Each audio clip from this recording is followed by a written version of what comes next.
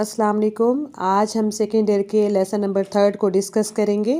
Y boys fail in college. It is indirect question. Indirect question میں helping verb use نہیں کرتے ہیں اور کویشچن مارک بھی یوز کرے اور نہ کرے اٹس اوکے. ڈائریکٹ کویشچن میں ہیلپنگ ورب یوز کرتے ہیں. And this essay is a very interesting and it guides students in a positive way and prevents the reasons of failure. اس essay میں فیل ہونے کی ریزنز کے ساتھ ساتھ سجیشنز بھی دی گئی ہیں کہ کس طرح سے فیلئر سے بچا جا سکتا ہے. According to writer there are 2 types of students, those who try and those who do not try. کہ ایک تو وہ ہیں جو کوشش کرتے ہیں, ایک ٹائپ تو یہ ہو گئی, اور دوسری ٹائپ جو کوشش ہی نہیں کرتے ہیں, جو محنت ہی نہیں کرتے ہیں. رائٹر نے فیل ہونے کی 7 ریزنز بتائی ہیں. ہم اس کو ڈسکس کریں گے. اب 7 ریزنز کون کون سی ہیں؟ سب سے فرسٹ ایسے اسٹوڈنٹس ہیں کہ کچھ لڑکوں میں کام کرنے کی ایبلٹی ہوتی ہے لیکن وہ کسی نیورولوجیکل کنڈیشن کا شکار رہتے ہیں. یعنی ان کی کوئی نہ کوئی ایسی نروس ہیبٹ ہوتی ہے, ان کی کوئی نہ کوئی نروس ایشو ہوتا ہے. جیسے کچھ بچے جب بکس کھولتے ہیں تو انہیں یہ لگتا ہے کہ ان کی بکس خراب ہو رہی ہیں, انہیں کور کر لینا چاہیے. ان کے پیجز خراب ہو رہی ہیں, انہیں اس کو جوڑ لینا چاہیے. یا ان کی پینسلز خراب ہو چکی ہیں, ان کو شارپ کر لینا چاہیے. یا پھر وہ بکس کھول کے بیٹھے ہوتے ہیں اور ان کا ذہن کسی اور سائڈ پہ ہوتا ہے, کسی اپنی الجھن کے میں ہوتا ہے. تو اس طرح کی جو ہیبٹس ہوتی ہیں وہ بچے کو پڑھائی سے بہت دور لے جاتی ہیں. تو یہ ایک کنڈیشن ہے فیل ہونے کی کہ بچے بہت سارے ایسے ہوتے ہیں جو بکس کھول کے بیٹھے ہوتے ہیں لیکن وہ کسی اور مسئلے کا شکار ہوتے ہیں. ریزن نمبر 2, کچھ ایسے اسٹوڈنٹس ہوتے ہیں جن کی ناکامی کی وجہ ان کے پیرنٹس ہوتے ہیں. یہ اپنے بچوں کا خیال رکھے بغیر انہیں کمپیل کرتے ہیں کہ وہ ایک ایسا پروفیشن چوز کریں جو ان کے انٹرسٹ کے مطابق نہیں ہوتا, in which they have no interest. That's why they do not work. That's why they do not work and fail. اور نمبر 3, کچھ اسٹوڈنٹس ایسے ہوتے ہیں جن کی صحت اچھی نہیں ہوتی, ان کی ہیلتھ ایشوز اتنے ہوتے ہیں کہ وہ اس وجہ سے ناکام ہو جاتے ہیں, اپنی اسٹڈی پہ فوکس نہیں کر پاتے ہیں. اور ایسے اسٹوڈنٹس کی فزیکل اور مینٹل ویکنس کی وجہ سے پڑھائی رہ جاتی ہے, ان کی اٹینشن کم ہو جاتی ہے جس کی وجہ سے وہ ناکام ہو جاتے ہیں. تو اسی لیے بہت سارے کالجز میں اسٹوڈنٹس کو میڈیکل فیسلٹی دی جاتی ہے, میڈیکل چیک اپ کا ارینج کیا جاتا ہے کہ ٹائم ٹو ٹائم ان کا میڈیکل چیک اپ ہوتا رہے تاکہ ان کی کسی بھی ایسی بیماری جو ذہنی اور جسمانی بیماری کی وجہ بن سکتی ہے اس سے وہ آگاہ ہوتے رہیں. تو پاکستان میں یہ فیسلٹی ابھی بہت کم ہے لیکن ابراڈ میں تو بہت زیادہ ہو چکی ہے. ریزن نمبر 4, کچھ ایسے اسٹوڈنٹس ہیں جنہوں نے اپنے ایجوکیشنل ایکسپنس خود پورے کرنے ہوتے ہیں. یعنی پیرنٹس ان کے اوپر اس برڈن کو ڈال دیتی ہے کہ انہیں پیسہ کمانا ہے اور اس کے بعد خود ہی پڑھائی کرنی ہے. تو پیسہ کمانے میں ان کا کافی ٹائم ویسٹ ہو جاتا ہے جس کی وجہ سے وہ اسٹڈی پہ فوکس نہیں کر پاتے ہیں. نمبر 5, کچھ اسٹوڈنٹس اوور کانفیڈنٹ ہو جاتے ہیں, اپنی ایبلٹی پہ ضرورت سے زیادہ یقین کرنے لگتے ہیں اور پڑھائی پہ ان کی توجہ کم ہو جاتی ہے. وہ یہی سمجھتے ہیں کہ ہم تھوڑی سی محنت کر کے پاس ہو جائیں گے لیکن کالج کا سلیبس انہیں اس چیز کی اجازت نہیں دیتا ہے اور اسی لیے وہ فیل ہو جاتے ہیں. نمبر 6, کچھ اسٹوڈنٹس ایسے ہوتے ہیں جو کالج کے سپورٹس اور ایکسٹرا کیوریکولر ایکٹیویٹیز میں ضرورت سے زیادہ انٹرسٹ لینا شروع کر دیتے ہیں اور اپنی ایجوکیشن پہ وہ توجہ نہیں دے پاتے ہیں, ان کا فوکس کم ہو جاتا ہے اسٹڈی پہ اور اسی وجہ سے بھی وہ ناکام ہو جاتے ہیں.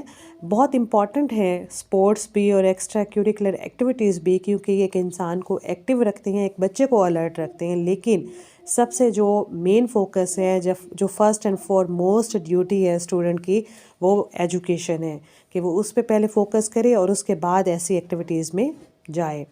نمبر 7, کچھ اسٹوڈنٹس ایسے ہوتے ہیں, میجورٹی ایسی ہوتی ہے جو بغیر کسی ایم کے کالج میں ایڈمٹ ہو جاتے ہیں, کالج میں داخل ہو جاتے ہیں, جنہیں ہم لیزی بلفر بھی کہتے ہیں, جو بس جن کا ٹائم ویسٹ کرنا ایک ان کی ہیبٹ ہوتی ہے یا ان کی ایک فیوریٹ ہابی ہوتا ہے کہ وہاں پہ جا کر ہم نے ٹائم ویسٹ کرنا ہے, ادھر ادھر بچوں کو تنگ کرنا ہے. تو جو صرف انٹرٹینمنٹ چاہتے ہیں اور وہ ایسے بچے ہوتے ہیں جن کا مقصد پڑھائی نہیں ہوتا ہے. تو ایسے بچوں کو تو کالج سے نکال دینا چاہیے تاکہ انہیں پھر اپنی امپورٹنس کا پتہ چلے کہ بیرونی دنیا جو باہر کی دنیا ہے وہ انہیں کتنی اہمیت دیتی ہے۔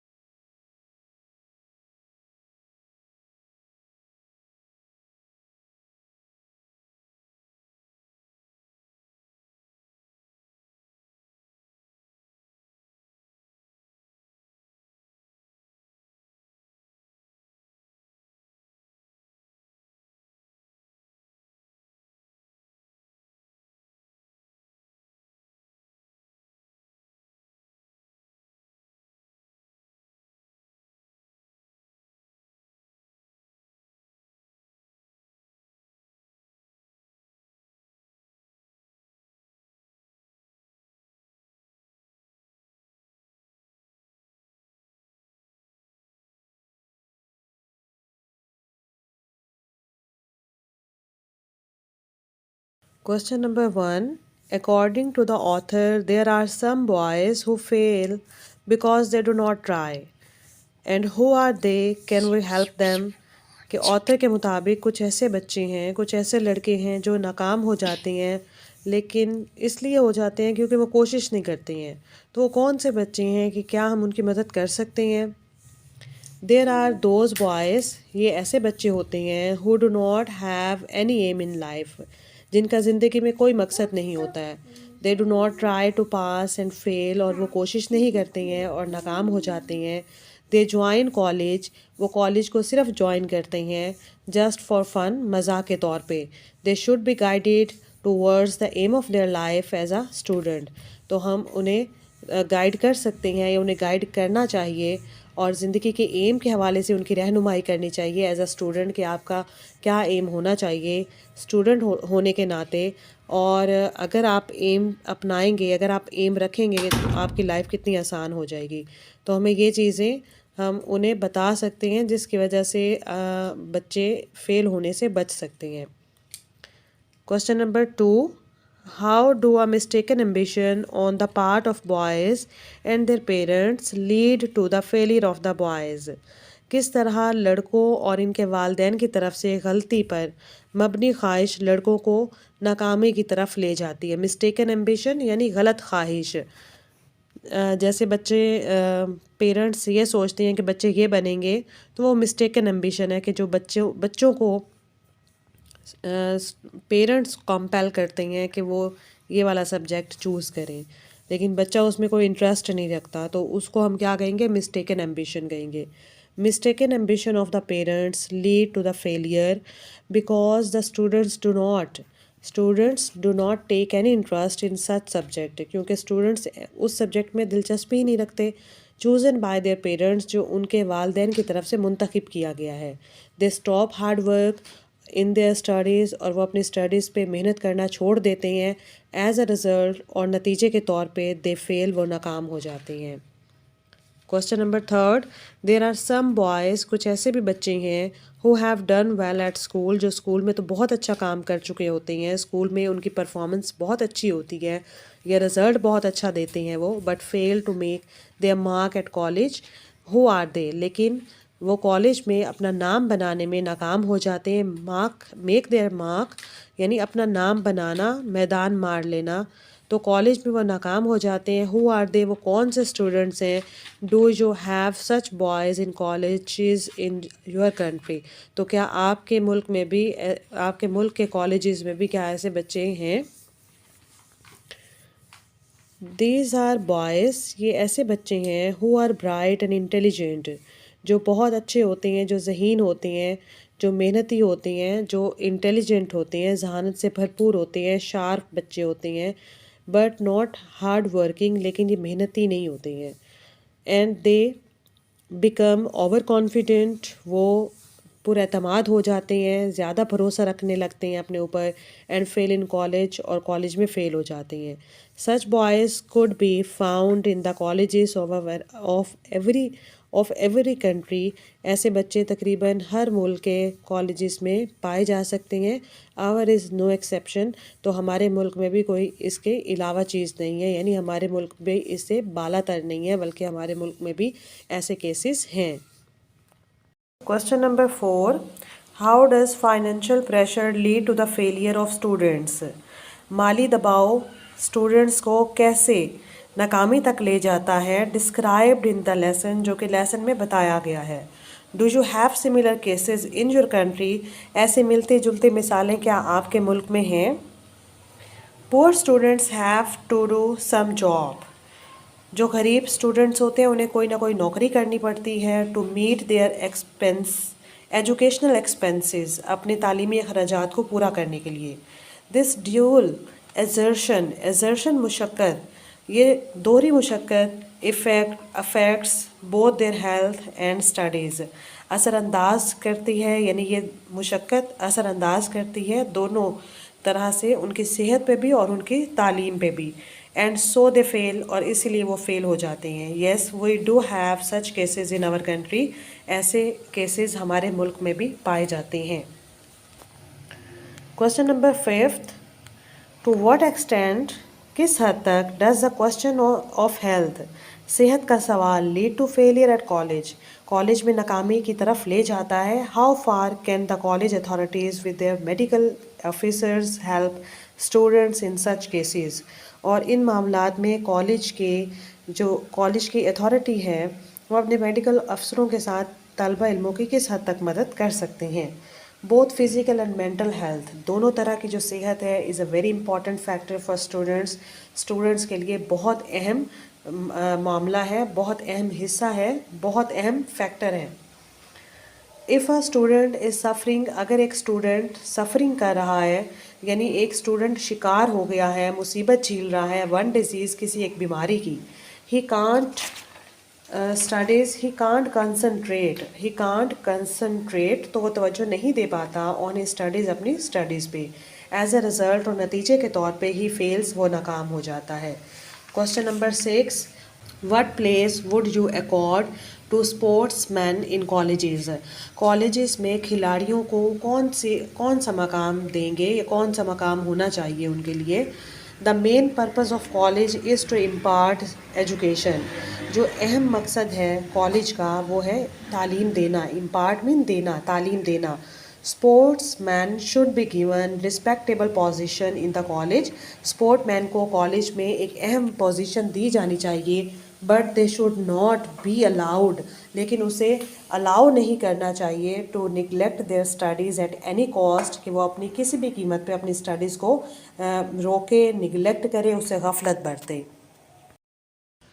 Question number 7, there are some students, कुछ ऐसे भी स्टूडेंट्स होते हैं who join college for the fun of it, जो इसमें सिर्फ दाखिल होते हैं, दाखिला लेते हैं फ़न के तौर पे, मज़ा के तौर पे, तफरी के तौर पे। Should they be allowed to stay, तो क्या उन्हें रहने की इजाज़त देनी चाहिए? Students who join the college for fun, they should not be allowed to stay because they can spoil other students as well. उन्हें इजाज़त नहीं देनी चाहिए क्योंकि वो तबाह कर सकते हैं दूसरे स्टूडेंट्स को भी, इसी तरह से वो दूसरे स्टूडेंट्स को भी ख़राब कर सकते हैं, तो उन्हें बिल्कुल भी वहाँ पे दाखिल होने की इजाज़त नहीं दी जानी चाहिए।